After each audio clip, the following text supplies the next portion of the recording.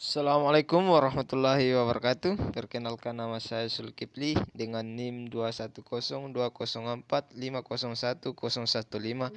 dengan kelas PTE 01 Fakultas Teknik Universitas Negeri Makassar.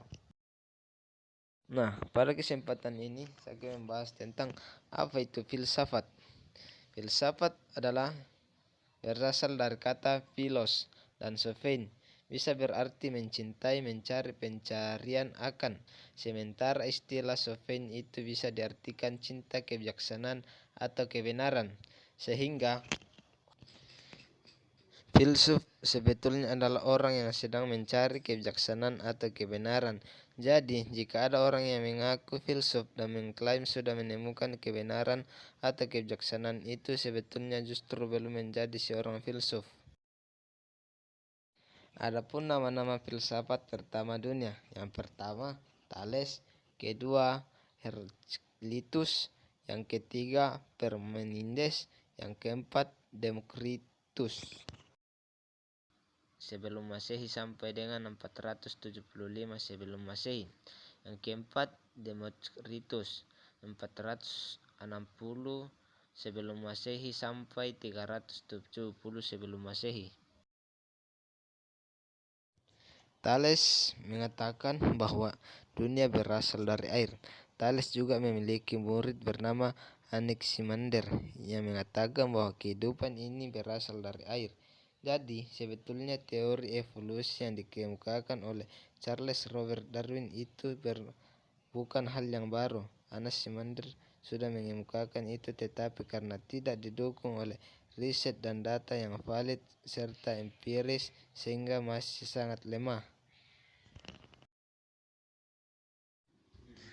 Sedangkan Heraklitus mengatakan dunia itu tercipta dari api. Sedangkan Parmenides mengatakan dunia itu berasal dari satuan terkecil yang ada.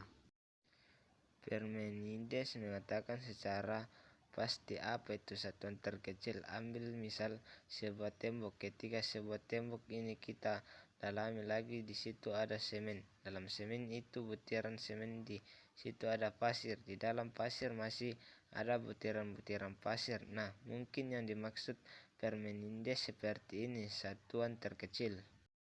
Demokritus, dunia semesta berasal dari satuan terkecil yang tak terbagi atau atom.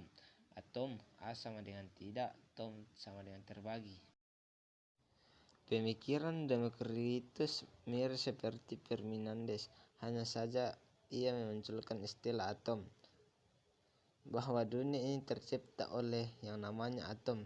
Itu tidak atom, itu terbagi menjadi atom. Itu adalah satuan yang tidak terbagi. Jadi sebetulnya istilah atom itu sudah muncul di era filsuf Demokritus.